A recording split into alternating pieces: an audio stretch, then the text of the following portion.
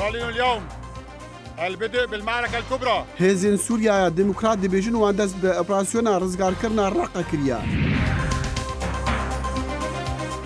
We certainly would encourage the parties. أمريكا برسفا ناكوكيين دبلوماسيين ولاتين كندافي دقال قطر ددا.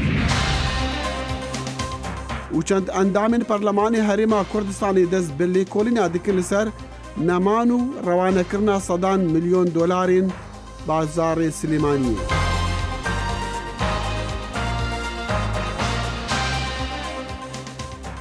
صلاح وهيفين دم خوش دقال كورد كونكشن. كورد كونكشن لبشی کردی دنگی امریکا و آماده و پیشکش دکرد ولی کانالی NRT و راستخو پخش دکرد. هێزەکانی سووریای دیموکرات کە وڵاتە یەکگرتوەکانی ئەمریکا پشتیوانی لێ دەکات دەستیان کردووە بە پێشڕەوی بەرەو شاری ڕەقا پایتەختی دیفاکتۆی تیرۆریستانی دەوڵەتی ئیسلامی.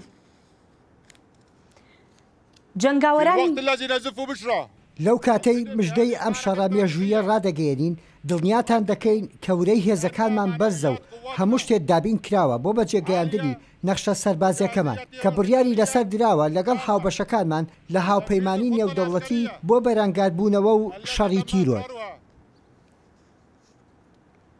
جەنگاوەرانی حەسەدا لە مانگی 11 ڕابردووە قۆناغ بە قۆناغ لە پێشڕەوی دابوون بەرەو ڕەقە و توانیویانە پانتاییەکی گەورە لەو ناوچانەی لەژێر دەستی داعش دابوون کۆنتڕۆڵ بکەنەوە. پێدەچێت شەڕەکانی ڕەقا شەڕی قورس و خوێناویش بن و سەرچاوەکانیش باز لە بردومانێکی قورس لە ناو شارەکە دەکەن. هیوی دکرد که دگل پیامنری خواه محمود بالی جه کمانی پاخمی سبارت راگهاندنا دست پیکرنا اپراسیونا رقا هاتاكو عمادة دبتن ديسان رابورتو اف بيفينين دي هنا مايكل غانتر نفيسكاري نافداري امريكي بريدامكي بريهامكي لهرما كردستانا عراقي بو جبو كونفرانسك يعني عمادي كونفرانسكي بو لسر دوزا كردان هفكار حيدر كريم بسكايبي ديقال اخفتبو واف بشي تايبت كونها وبيبينن سبارد بيوندين امريكا وكردين روش افايا. پروفیسۆر گانتەر لە ئێستادا بە بۆنەی شەڕی داعشەوە زۆر باس لە کورد دەکرێت و بەردەوام دەبینین کاربەدەستانی نێودەوڵەتی و بە تایبەتی ئەمریکایەکان سەردانی هەرێمی کوردستانی عێراق و ڕۆژئاوا دەکەن. پێت وایە پاش داعش ئەمە بەردەوام بێت و پەیوەندیەکان شێوازەکی استراتیجی بەردەوام وەربگرن بە تایبەتی لەگەڵ کوردانی ڕۆژئاوا؟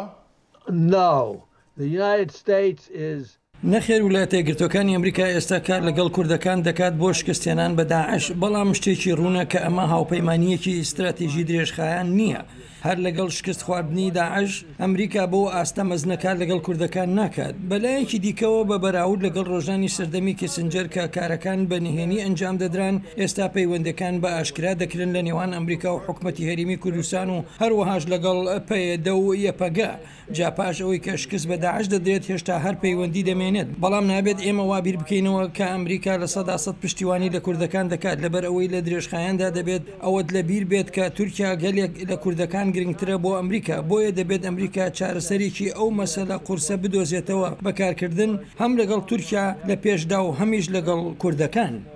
پەیوەندیەکان و هاوکاریەکانی ئێستای نێوان ویلایەتە یەکگرتووەکان و کوردەکانی ڕۆژئاوا چۆن دەبینیت؟ ئەمە گیر و گرفتێکی دەمودەستە. ئەمریکا کار لەگەڵ کوردەکانی ڕۆژئاوا دەکات کەوا پەیەدە و یەپەگەیە و تورکیاش پەیەدە بە بەشێک لە پەکەکە دادەنێت کەوا بە بزوتنەوەیەکی تێرۆریستی ناوزەدی کردووە. هەروەها ئەمە شتێکی سەیرە چونکە ئاشکرایە پەیەدە پەیوەندێکی نزیکی لەگەڵ پەکەکە هەیە و ئەمریکاش بە تێرۆریستی دادەنێت بەڵام ئەمریکا پەیەدەی لە لیستی تێرۆریستە دانەناوە. ئەمەش تەنیا ئاڵۆزی ڕەوشی سووریا دەردەخات.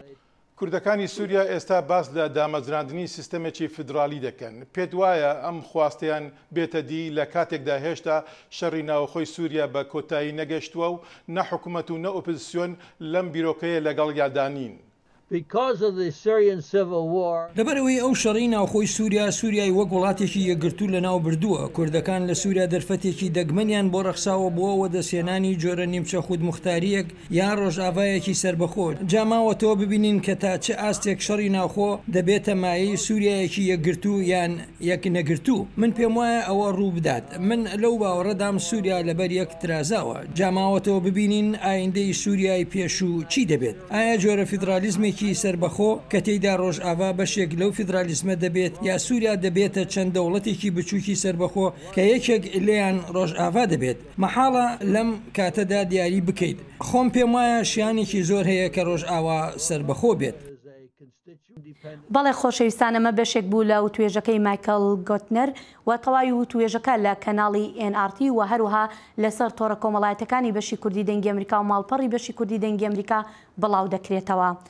بەپێی ڕای زۆرێک لە چاودێر کێشە و قەیرانەکانی عێراق بە کۆتایی هاتنی داعش هێوەرنابنەوە بەڵکو وەک ئاماژەی پێدەکەن دەشێت پاش ئازادکردنی شاری مووسڵ ژمارەیە کێشەی تر سەرهەڵ بدەن و بۆ نمونە وەگمانەوەی هێزەکانی حەشدی شعبی لە ناوچە سونەنشینەکاندا و هەروەهاش لە ناوچە جێناکۆکەکاندا ئەم هێزەی حەشدی شعبی لە پاش داگیرکردنەکەی ساڵی 2014 مووسڵ بە فتوایەکی ئایەتوڵڵا عەلی سیستانی ڕابەری شیعەکانی عێراق دامەزرێنرا.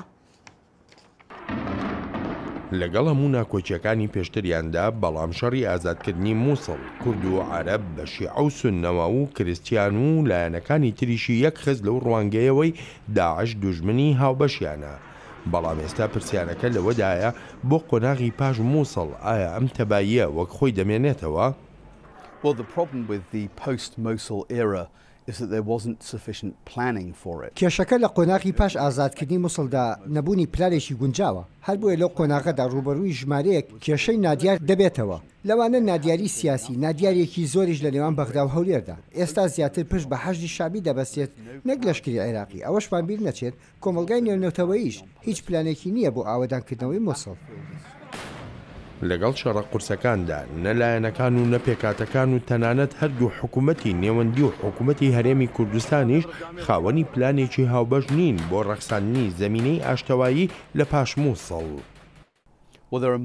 قەیرانی جۆراوجۆر هەن لە نێوان پێکاتەکاندا و لە ناو پێکاتەکانیشدا کێشەکە لەوەدایە بەغدا و هەولێر وهایەکیان دەوێت هەم بەهێز بێت و هەمیش لاواز بەهێز بۆ شکستپێهێنانی داعش و لاواز لە بەرامبەر یەکتری ئەمە بێلەوەی لە ناو کوردستانیشدا کێشە هەن ڕاستت دەوێت گەشتبین نیم.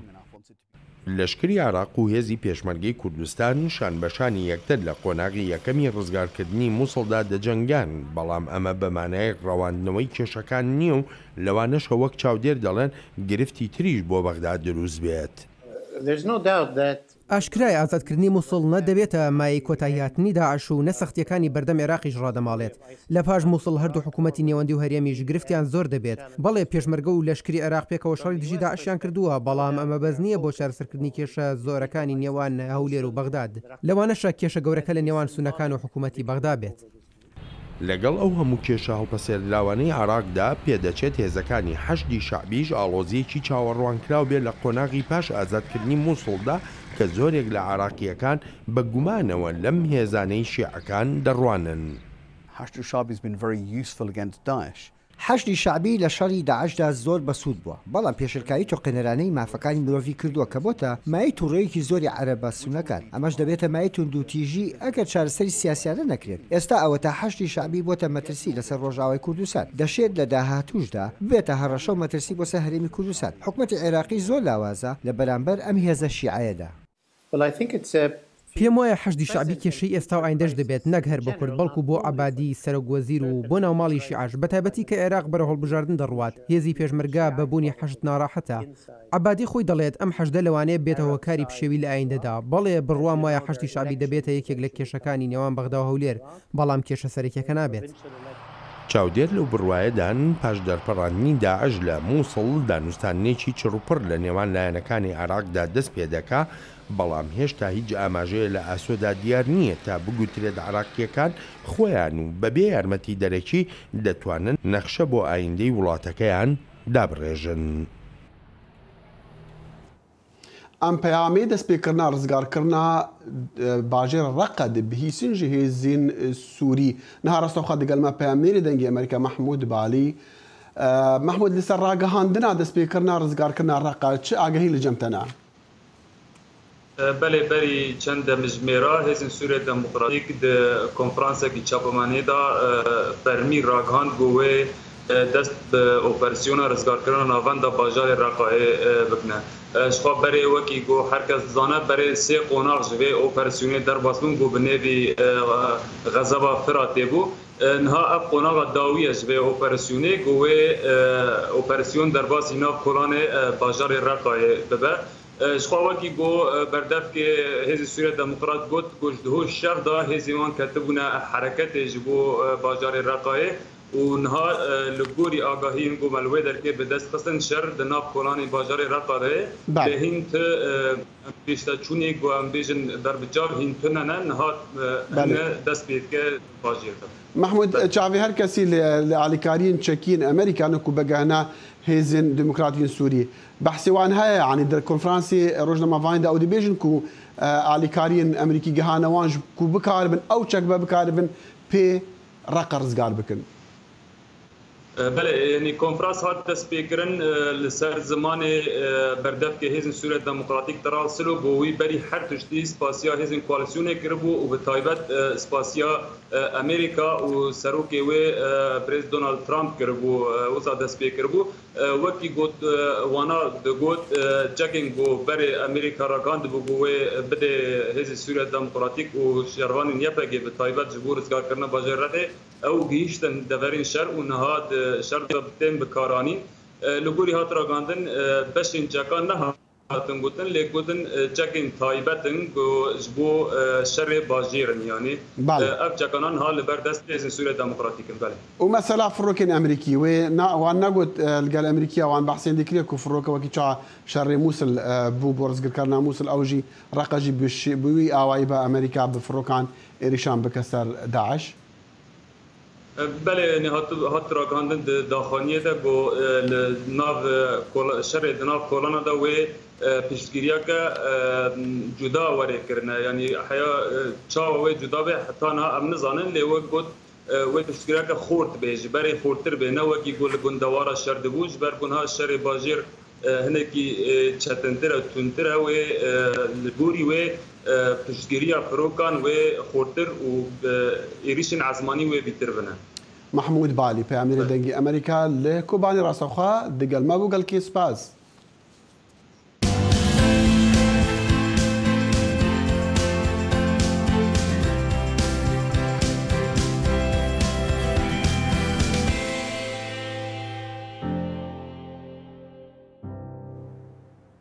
عربستانی سعودیە میرنشینەیە گرتوەکانی عەرەب بەحرین یەمەن مالدیڤز و مسر پەیوەندیە دیپلۆماسیەکانیان لەگەڵ قەتەر بڕیوە بەهۆی ئەوەی گوایە پشتیوانی لە ڕێکخراوە تیرۆریستەکان دەکات و ئەم وڵاتانە هەمویان هاوپەیمانی ئەمریکان لە شەڕی دژ بە تیرۆریزمدا و ئەمریکا لە بنکەیەکی ئاسمانی قەتەرەوە هێرشە ئاسمانەکانی دژ بە ملیتانەکان ئەنجام دەدات.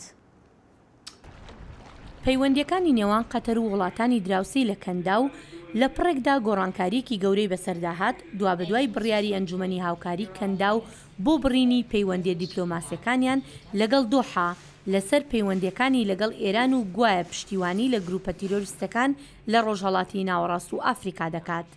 وەزیری دەرەوەی ئەمریکا لە کۆنفرانسێکی بەرگری لە ئوسترالیا داوای کرد لە وڵاتانی ئەنجومەنی هاوکاری کەندا و کە جیاوازیەکانیان چارەسەر بکەن.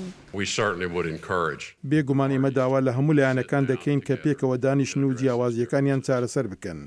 ئەگەر هەر شتێک هەبێت لەوەی کە یارمەتی چارەسەرکردنی ئەم کێشەیە بدەین ئەوەیە کە پێمان وایە گرنگە ئەنجومەنی هاوکاری کەندا و بە یەکگرتووی بمێنێتەوە. ئەو هەرێمە ڕۆڵێکی گرنگی هەیە بۆ لەشکری ئەمریکا لە شەڕی دژ بە داعشدا. کەشتی هێزی دەریایی پێنجەمی ئەمریکا لە بەحرینە کە چاودێری دەریاکانی ڕۆژهەڵاتی ناوەڕاست و ناوەندی ئاسیا دەکات وە قەتەری شوێنی بنکەی ئاسمانی ئەلعودەیدا کە لەوێوە ئەمریکا هێرشە ئاسمانەکانی دەکاتە سەر ملیتانەکان. بەڵام وەزیری بەرگری ئەمریکا پەیوانیە ئەم ڕەوشە کار بکاتە سەر شەڕی دژ بە داعش چونکە هەر یەک لەو وڵاتانە وابەستەی خۆیان بۆ شەڕی دژ بە داعش لە لوتکەیەکەی ڕیاض ڕاگەیاند. من دڵنیام لەوەی ئەم بارودۆخە دیپلۆماسیە هیچ لێککەوتەی نابێت. من ئەم قسانە لەسەر بنچینەی ئەو پەیمانانە دەکەم کە هەر یەک لەو وڵاتانە داویانە بۆ ئەم شەڕە. قەتەر بە بەردەوامی وە زۆر بە توندی نیکۆڵی لەوە کردووە کە پشتیوانی دارایی تیرۆریستانی کردبێت. لە مانگی 5دا میری قەتەر تەلەفۆنی بۆ سەرۆکی ئێران حەسەن ڕۆحانی کرد و پیرۆزبایی هەڵبژاردنەوەی لێکرد. ئەم پەیوەندیەش بەرهەڵستیەکی ئاشکرای هەوڵەکانی عەرەبستانی سعودیە بوو بۆ ناچارکردنی قەتەر لەوەی کە ببێتە بەشێک لە بەرەی دژی ئێران کە عەرەبستانی سعودیە بە دوژمن و مەترسی سەرەکی دەبینێت. قەتەر هەمسایەی ئیران هەستێکی قەتەر دراوسەی ئیرانە و هیچ هۆیەک نییە کە ناوکۆکی هەبێت لەگەڵ ئیران و عەرەبستانی سعودی هیچ هۆکارێکی نییە بۆ ناوکۆکی لەگەڵ ئیران. ئەم ڕێبازە ڕێبازێکی هەڵەیە ئەمە شتێکی بێمانایە کە سعودی داوا لە قەتەر دەکات دوای ڕێبازێکی هەڵە بکەوێت. بەڵام پرۆفیسۆر ئۆزیرابی لە ئیسرائیل دەڵێت وڵاتانی عەرەب بە تایبەتی سعودیە بە سەردانەکەی ترامپ هاندران.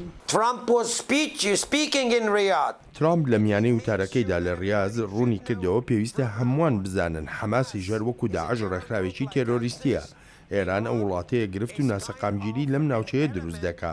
چونکە قەتەریش پەیوەندی لەگەڵ ئێران و حەماسیش هەیە ئەویش تاوانبار دەکرێت بە هاوکاریکردنی تێرۆریستان لەم ناوچەیەدا. جا بۆیە پەیوەندیەکان لەگەڵیدا پچڕاوە. تورکیاش پەیوەندیەکی نزیکی لەگەڵ قەتەردا هەیە و گوتوویەتی هەوڵ دەدات ڕۆڵی ناوبژیوانی بگێڕێت لە نێوان قەتەر و وڵاتانی کەنداودا. هەر پاش بڕیارەکە پشێوی و ئاڵۆزی لە قەتەر دروست بوو، دراوی وڵاتەکە دابەزی و خەڵکی لە دۆحا ڕوویان کردە بازاڕەکان بۆ ئەمبارکردنی خواردن لە ماڵەوە. پۆلیسی بریتانی هێشتا لە دۆروبەرین پرا لەندەنێنە دە ئەرکێ پاراستنێدا سێ ڕۆژان پشتی کارên تیرۆریستی لەوەر 7 کەس کوشتین. تیرۆریستان ئۆتۆمبیل هاژۆت ناف خەڵکێ لەسەر وێ پرێ و دناف خواردنگاهن نێزیکدا.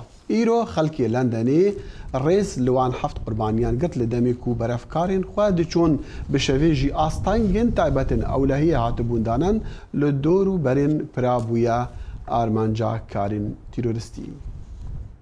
سەرۆگۆزیری بەریتانیا تەریسا مەی ڕۆژی سێشەمە دەستی کرد بە هەڵمەتەکانی هەڵبژاردننی.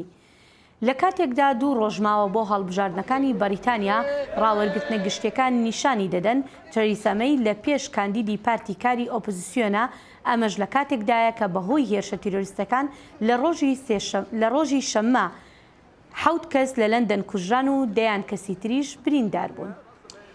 گەلۆڤان کارên تیرۆریستیên li Lendenê dê çendê karîgerî hebe li ser helbijartinên Brîtanya. Digelme rastewxwe Dr. Sîvan Saîd profesor lê Zankoya Exeter lê Lendenê. Doktor em li benda bersivandana karîgeriya karên tîrorîstî li ser helbijartinên Brîtanya. Roj baş, rastî karîgeriyekî rastewxwe çê dike لێ بە دوو ئالی ئالیەکی خەڵکیان کە سەرۆکوەزیر ترێزامەی باش ناز دکن دەزانن کە ئەو ji بۆ 6 ساڵ وەزیرە کارێ هوندور بووە دەزانن کە کەماسیە پۆلیس هەبووە لەسەر جادەیەن بەریتانیا بتایبەت لە لۆندرا وانە محقق دەنگێ خۆ نادەن ترێزامەی و پارتیاوێ ئەوە بە قازانجی پارتیا کارگەر چێ دبە لێ لە ئالیەکی دن خەڵکێکی زێدە کە نازانن ڕەوش چییە کە ئەو لەیبڵ لەسەر پارتیا لەیبە هەیە کە هەر وەخت لەیبە ئالیکاری خەڵکی ئەژنەبی دکە ئالیکاری کۆچبەرا دکە ئەو ژی بە ئالیەکی دی باندۆرێکی نگەتیڤ لەسەر لەیبەر چێ دکە هەردەنها ئەم دکارن بێژن ئەوە سێ جار ژماهای سێ مەهەی بەریدا سێ تیرۆریست ئاکتی تێرۆریستی چێ بووە کە بتایبەتی نەها ئازادی و ئازادی سەکۆیان سیاسیش بۆ خەڵکی کەمینە نەها دەکەوێ بەر تەعنێکی گەورە دکتۆر سیڤان یعنی سەرک وەزیر گوت یان پێناسین کرد و ji encamê ku hikûmeta wê suz bû beramber tîrorîstan yan beramber radîkalên İslamî li welatî lewma ew kare dibin. Yanî ev gorîna zimanî serek wezîr çima alîkariya wê neke di demê ku karên tîrorîstî li Lendenê dibin di mesela hilbijartina da. Bi taybet li bajarekî mezinê wekî London ke setî 49 xelek derve İngilîze yanî li minorîtiye ew xîtabî serokwezîr mefayekî wisa çê nake. ئیرۆژی گەرماوگەرم تیرۆر 2 ڕۆژ 3 ڕۆژبەری لەناو لۆندرە چێبووە نە لە جێن دەردۆر یعنی ڕاستی ئاگایی خەڵک لە هەموو بەریتانیای مەزن لەسەر ئەو دیتەیل کە هەیە لەسەر تیرۆر و لەسەر کۆچبەر و لەسەر سیراعی ناوبەرە لەیبەر و کۆنزەرڤەتیڤ نە تشتێکە کە هەموو خەڵک ئاگادارە ئەس بەری هەرتش گوت کە ڕاستی باندۆر چێ دکە لێ ئەو باندۆر بە هەردوو ئالی چێ دکە لە ئالیەکی نێگەتیڤەش بۆ سەرۆکوەزیر و پارتیاوێ لە ئالیەکژی پۆزیتیڤ دبە هەر هەڵدا احتیمالی زێدەمەزن هەیە کە سەرۆک وەزیر بە گۆڕینی گفتمانی خۆی خیتابی خۆی لەگەڵ مەسئلەی تیرۆر و مەسئلەی لیبڵی تیرۆر بە ئیسلام فەندەمنتالیست ئیسلامیست گروپس ئەوە دەبێت شتێکی زێدە نۆ تازەش خیتابی خەڵکی سیاسی و سەرۆک و نمایندەی دەوڵەت لە بەریتانیا ئەوە پێشینەیە. دکتۆر سیڤان دیارە بریتانیا بەرنامەیەک هەبووە بەری حتەوان کارێن تۆریستیش بۆ مەسەلاک و چا بە نەهێلانە کارێن تۆریستی یانژی کۆنتڕۆلکردنە وان خەڵکی ڕادیکال.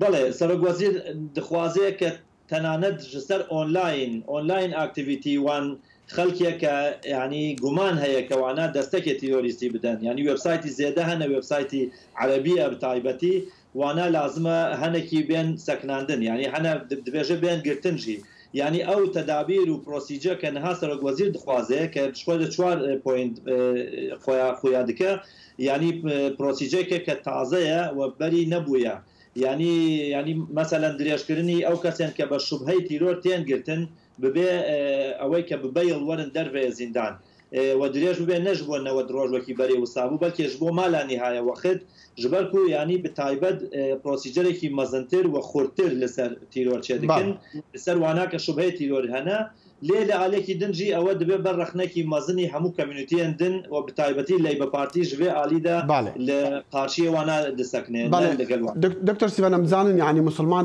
حکوومەتێدانە مسلمان جێت گرنگدانە لەندەنی بتایبەت و لە بریتانیا بگشتی بەرسڤ وان چ دشتەوان پتر چ هەیە پترش و شەرمەزارکردنا کاری تیرۆریستی بکورتی ئەگەر تو بەرسە بەمە کەسێکی وەکی سدیق خان کە سەرۆکی شارەداری لەندەنە و مەزنترین هێز ژبن دەستێویدایە بە پێی قانون ئەو پۆلیس ژبن دەستی سەرۆکی شارەوانیدایە محافیز بابێژم محافیزی لەندەنە ئەو وەکی کەسێکە بخۆ مسلمانە دەبێژێ ئەم تشتێکی دگەلوان تیۆریستادا تونەیە لەسەر ناوێ ئیسلامێ مەدینەمە ئەوانەکردە ئەم بتایبەت بتەواهی ئەم ژدورێوانن و ئەم وانە کەندێم دکن ینی ڕیسوا محکوم دکن لێ دیساژی ئەوە خیتابێکی سیاسیە ژعالیە کەمیتی لەندەن بتایبەت باژێرن دنیا بەریتانیا ڕاستی گروپ هەنە کە گروپی ئیسلامینە ینی عەت و سۆزێوان ji بۆ وان تیرۆریست گروپ هەنە دکتۆر سیڤان بەحەز گەلک ئاڤێڤەت کێشە لێ مخابن دەمێمە نەما دکتۆر سیڤان سعید لەندەنی ڕاستە خۆ بسکایپێ دیگەلمە بوو سپاس گەلک سپاس ڕۆژ باش. دوا بەدوای بڵاوکردنەوەی دوو راپۆرتی دەنگی ئەمریکا سەبارەت بە دیارنەمانی سەدان ملیۆن دۆلاری پارەی خەڵکی لە بازاڕی دراوی سلێمانی ژمارەیەک ئەندام پەرلەمانی هەرێمی کوردستان دەڵێن لێکۆڵینەوە لەو بارەیەوە دەکەن. بڕیاری بەدواداچوونی پەرلەمانی کوردستان دوا بەدوای بڵاوکردنەوەی راپۆرتەکانی دەنگی ئەمریکا هاتوو. لە کۆبوونەوەیەکدا ژمارەیەک پەرلەمانتاری فراکسیۆنە جیاوازەکان لە نووسینگەی پەرلەمانی کوردستان بڕیاریاندا لەسەر ئەو بابەتە بەدواداچوونی جدی بکەن. دوای بڵاوبوونەوەی راپۆرتەکەی دەنگی ئەمریکا ئێمەوەکو پەرلەمانتارانی کوردستان لە ڕاوێژ داین بۆ بەدواداچوونی جدی بۆ ئەم کەیسە چونکە ئەمە قوتی خەڵکە بەدڵایی راپۆرتەکەی ئێوە تەسیرێکی زۆری هەیە بەڵێ بۆ هۆکارێک بۆ ئەوی کە ئێمە لەم ڕۆیە لە کۆبنەوەی ئەمڕا بەشێکی زۆر جدی ورتر کاری لەسەرکەین و هەنگای جدی بنێن لە ڕووی یاسایەوە بۆ بەدواداچوون لەسەر ئەم کێشەیە. سەرۆکی فراکسیۆنی یەکگرتووش دەڵێت زانیاریەکانی پێشووی پەرلەمانتاران ئەگەر هەیان بوو بێت وەک ئەو زانیاریانی ناو راپۆرتەکەی دەنگی ئەمریکا نەبووە تا پەرلەمانتاران بە جدی بهێنێتە سەرخەت. پێشتر هەندێ وەردە زانیاری لەم مەلەفەیە هەبوو لای پەرلەمانتاران بەڵام بەو شێوەیە کە لە راپۆرتەکەی دەنگی ئەمریکایە ڕوونبووە ئەمە خزمەتێکی گەورەی بە ئێمە کرد چونکە لە دوانی بەرپرسانی ئاسایش و پۆلیسی تایە و دیارە ئەم کەیسە کەیسێکی گەورە و منەظەم و ڕێکخراوە ئێمە بەڵێن بە هاوڵاتیانی کوردستان نەدەین کە بەدواداچوون بۆ ئەم مەسەلەیە کین و لێ بێدەنگ نابێت. پەرلەمانتارانی دیکە تەنانەت لە فراکسیۆنی گۆڕان ڕایانگەیان لەو راپۆرتەوە زانیاریەکانیان زانیوە. زۆرترین خەڵک لە سلێمانی ئازارمەند بوون هیچ کەیسێک نییە بەقترم کەیسە زەرری لە خەڵکدا بێ ئەرکی پەرلەمانتارە دیفاع لەو خەڵکە بکا کە پارەکەیان خوراوە پارەکەیان براوەتە دەرەوە و دزیان لێکراوە. لە راپۆرتی پێشوودا عەقید ئەسکەندەر لە بەشی لێکۆڵینەوەی ئاسایشی سلەیمانی ڕایگەیاند پەرلەمانتارانیش لەو مامەڵە نایاساییەوە گلاون. ڕەوەی کاڵت دەکەس بۆ خۆشی چوو بێتاوێ واتە پەرلەمانتار لەم بۆرسایە بەشدار بووە؟ چووە لەوانەوەی ژەشی کردبێ. ئەخر بۆ لێکۆڵینەوە نەبووە؟ نه بۆ لێکۆڵینەوە نەبووە. ئەو پەرلەمانتارانە سەر بە چ فراکسیۆنێکن تۆ ناتوانانی ناو بدەیت؟ نه داوای لەبەر نەکومە. ئەتە پەرلەمانتاریشی تێدا بەڵام چوون بۆ یاریان کردووە خۆیان یاریەکە چۆن ئەگەر تۆ بۆ خەڵکی ڕوونکەیتەوە ئەم پەرلەمانتارانە کردی بێتیان و پارەیان تیافەوتا بێت پەرلەمانتار لەم بابەتایە بەشدارە من نازانمەوەی کە ئەو قسەی کردووە ئەگەر ڕاستەکە بێ بیسەلمێنێگەر نادرۆوەکە وتەبێژی فەرمی پۆلیسی سلەیمانی ڕایگەیاند کە تۆمەتباران بە کەفالەت ئازاد کراون. سەرۆکی لیژنەی مافی مرۆڤیش لە پەرلەمانی کوردستان دەڵێت بە بەرتیل ئازاد کراون. ئەم کەسانە لە بەرامبەر وەرگرتنی ڕەشوە ئازاد کراون بە پارە ئازاد کراون. بەڵام ئەمە ڕەشوەیە وەرگرتنی پارە لە بەرامبەرەوە کە ئازاد کران نەگەرنا ئەوەش دیوە قانونیەکەیەتی پشتی ئەوە وەرگرتنی پارەیە. پەرلەمانتاران بە فراکسیۆنە جیاوازەکانەوە کۆکن لەسەرەوەی بەرپرسی باڵا لە پشت ئەم شەش تۆمەتبارەون و بەشدارن لە کارەکانیان بەڵام ئاماژە بە هیچ ناوێک نادەن. تۆ دوکانێکی سەرتاشخانە دانێ بە بێمۆڵەت نانەوەخانەیە بکەرەوە بە بێمۆڵەت بزانە دوای 2 مانگ پێت داخەن نادگرن عقوبەت نادەن خێرەمانە بە بێمۆڵەت کردویانتە و دەیکەنەوە بەردەوامیشن. کەسانی ئاسایی ناتوان ئەو کارانە بکرێت لەبەرەوەی پێویستەکە ئێمە وەکو پەرلەمانتاران بە دوادەچوونێکی و لەسەر و خەڵاناکەین بۆی بزانین کێکە لەسەرەوەکە و کێ لە پشتێوەتی خێرە یەکێک لە ڕاقیترین شوێنی ئەم شارە ملیۆنان دۆلار بە ناوی بزنسەوە بکە و بیباتە دەرەوە بە تەنیا بێ نەخێر بە تەنیا نیە. ناردنە دەرەوە و دیارنەمانی بڕی 980 میلیۆن دلار لە شاری سلەیمانی دادگا و یاسا و داواکاری گشتی دەخاتە بەردەم دوڕیانێکی قورسەوە. ئایا دەتوانن لە ڕێگەی یاساوە چارەنووسی ئەو پارانە دیاری بکەن و بیگەڕێنەوە یاخود ناتوانن ئەو مۆلە و ماسە دەربێنن. چاوەڕوان بن هەوڵ دەدەین وەڵامی ئەم پرسیارە لای داواکاری گشتی سلەیمانی وەربگرین. ژیار محەممەد دەنگی ئەمریکا سلێمانی. دێتەر لە هەڤە بوویێراندا ڕاستی گەلک جاران نەخام تێدەمێنە. مجارن کوژ بۆ خەلکێ خەمێن ڕۆژانانە و پاڵاوان دەکشینن ئەم لەگەل میوانên خۆ بە ئاواکی سەربەخۆ و بێئالی گفتوگۆ دەکەن. شۆپاندنا ڕاستیە بڕیا پارڤەکردنا بیر و بۆچینên جور بە جور ئەو بنگەهەکە سەرەکەیە بڕاستی ji بۆ ئاواکردنا پەیوەندیەکێ و هەروەها باوەریە لەگەل تەماشەوانان.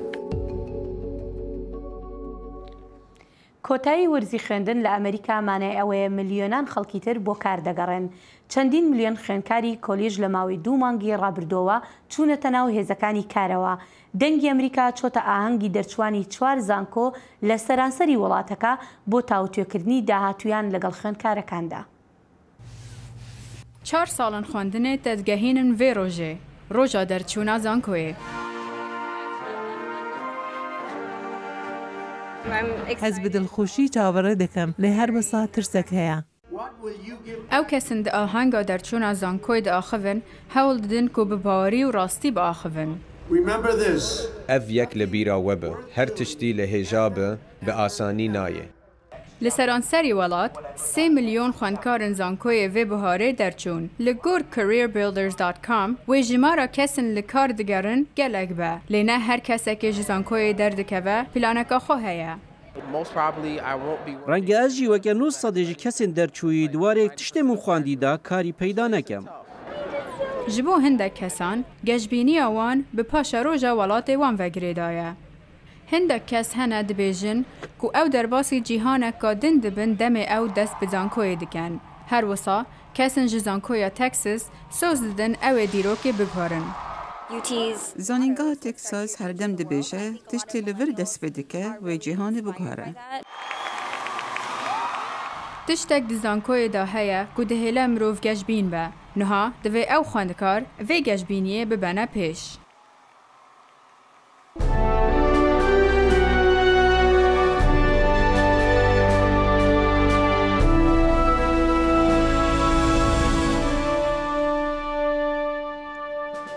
پاشمایە دکەڤراندا یا داویترین دایناسۆری لە ئەفریقا ژیایبەری 66 ملیۆن ساڵان لە مەغربی هاتیە دیتن. ئەف هەستینگ بووینە کەڤر دە چالەکە دەرخستنا ڕەژوێدا هاتنە دیتن. زانا دەبێژن ئەو نیشانەکە کو داینەسۆر لە ئەفریقاژی ژیانە هەتاکو دەمێ نەمانەوان کو ئەو دەبێژن 66 ملیۆن ساڵان بەری نەهابوونە. بڵێ دەخی 66 میلیۆن ساڵ کەواتە ئەوە زانکان ئەڵێن کەواتە ینی خۆشببختانە لە ئەمریکا ژنیە ینی ئێمە نابێت ڕۆژێک بڵێ ڕۆژێک بێنەوە لێرە بگەڕێنەوە. بەڵێ ئازیزان لێرەشدا هاتینە کۆتایی بەرنامەی ئەمڕۆمان هەر شاد و بەختەوە بن.